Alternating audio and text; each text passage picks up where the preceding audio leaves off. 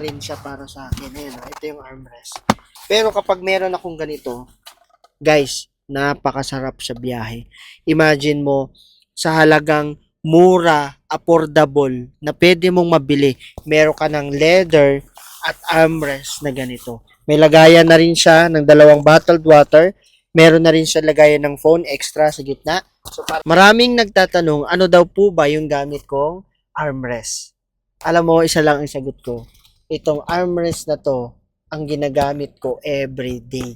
Kahit saan ako magpunta, saan yung biyahe ko, Luzon, Visayas, Mindanao, kahit long drive pa yan. Okay naman guys, ito yung stock na armrest ko ng Montero Sport. Kaso nga lang guys, medyo mababa pa rin siya para sa akin. Ayan, ito yung armrest. Pero kapag meron akong ganito, guys, napakasarap sa biyahe.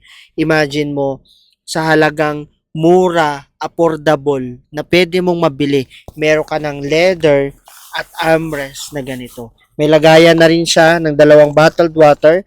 Meron na rin siya lagayan ng phone extra sa gitna. So parang ganito guys, pakita ko sa inyo. Pwedeng ganito style kung paano mo gagawin para nakaganyan yung kamay mo. Depende sa'yo guys kung ano yung style mo. Pero ako, madalas paggamit ko to, nakaganito siya. Okay? Ilalagay ko lang yung kanyang strap. So meron siyang dalawang strap. Iaangat mo lang muna to. May dalawang strap yan. And then, iaayos mo lang paglagay ng strap niya para nang sa ganon, maganda yung pagka-fit ng ating armrest dito sa ating pinaka-stock na armrest. Okay? So, as you can see guys, papakita ko sa inyo yung finished product, no? So, ganito po siya. Ayan. So, kindly imagine, pwede ka na maglagay dito. Pwede ka na maglagay dito sa part na yan. Diba? Pwede mo na lagyan to ng extra phone. Plus, yung armrest mo, pag nagda-drive ka, ayan, no?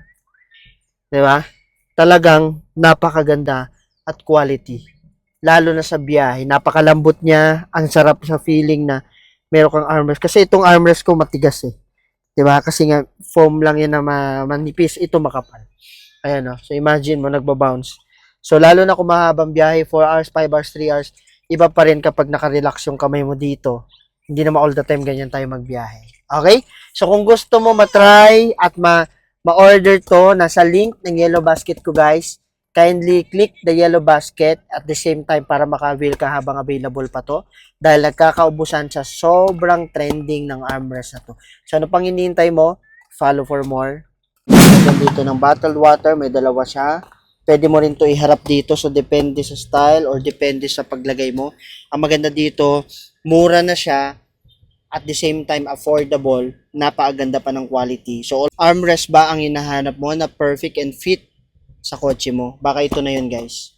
Napakagandang armrest. Pwede mo lagyan ng phone sa part na yan. Pwede mo 6 months ko na itong ginagamit. Pero kitang-kita mo naman, guys, yung leather niya. Talagang maayos pa din. At talagang kahit mainitan pa siya ng sobra, intact at okay pa rin yung leather niya. So, yan.